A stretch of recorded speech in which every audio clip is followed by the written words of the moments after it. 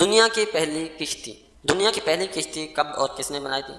اگر نہیں معلوم تو آئیے ہم آپ کو بتاتے ہیں۔ ہزاروں سال پہلے کی بات ہے، اللہ تعالیٰ کے نبی حضرت سیدنا نوح علیہ السلام کا زمانہ تھا۔ آپ علیہ السلام اپنی قوم کو دین کی تبلیغ کرنے اور ان کو سیدھی راہ پر چلانے کی کوششوں میں مصروف تھے۔ 950 سال تک آپ علیہ السلام تبلیغ کرتے رہے، لیکن 80 افراد کے علاوہ کوئی بھی ایمان نہ لایا۔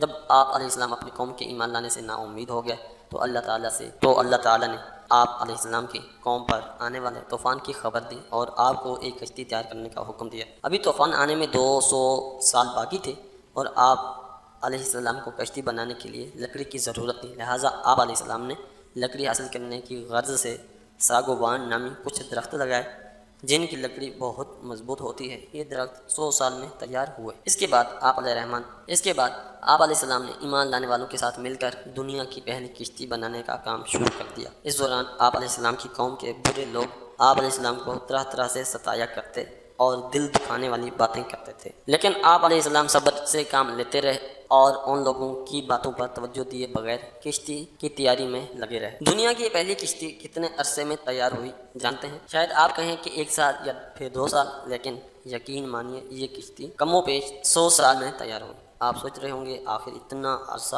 ایک کشتی بنانے میں کیوں لگا؟ اس کا جواب آپ کو تب ملے گا جب ہم آپ کو اس کشتی کی خوبیاں بتائیں۔ چنانچہ دنیا کی پہلی کشتی کی چند خوبیاں یہ بیان کی جاتی ہیں۔ یہ کشتی ایک قول کے مطابق 300 گز لمبی، 50 گز چوڑی اور 300 گز اونچی تھی۔ کشتی کا آگے کا حصہ مرغے کے سر جیسا اور پچھلا حصہ مرغے کی دم جیسا تھا، جبکہ نیچے کا حصہ کسی پرندے کے پیٹ کی طرح تھا۔ کشتی کو تار کول یعنی ڈیمر کے ساتھ لیپا گیا تھا۔ کشتی میں 3 دروازے تھے جنہیں کشتی کے ساتھ جوڑنے کے لیے لوہے کے کیلوں کا استعمال کیا گیا۔ کشتی میں 3 منزلیں بنائی گئی تھیں۔ سب سے نیچے والی منزل درندوں اور پرندوں اور حشرات الارض یعنی زمینی کیڑوں کے لیے تھی۔ درمیانی منزل چوپائے وغیرہ اور دیگر جانوروں کے لیے تھی، جبکہ سب سے اوپر والی انسانوں کے لیے تھی۔ کشتی کتنی شاندار بے مثال تھی، لیکن جو طوفان آنے والا تھا وہ بھی کئی گنا خطرناک اور ہولناک تھا۔ اس طوفان کے آنے کی نشانی یہ تھی کہ حضرت نوح علیہ السلام کے گھر کے تندور سے پانی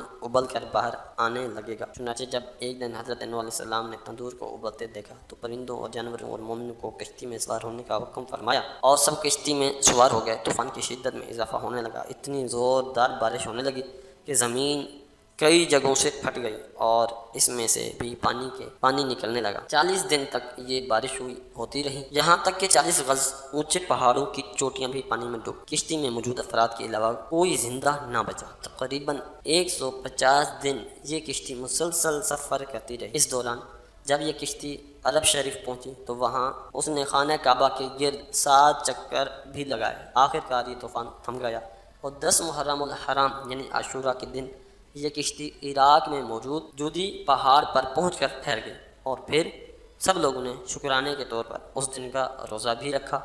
یوں دنیا کی پہلی کشتی کا سفر اپنے اختتام کو پہنچا۔ اگر آپ ہمارے چینل پر سبسکرائب نہیں ہیں تو ضرور سبسکرائب ہوں تاکہ ایجوکیشن بائی OST کے ایجوکیشنل کلپس آپ کو ضرور ملتے رہیں۔ جزاک اللہ خیرہ۔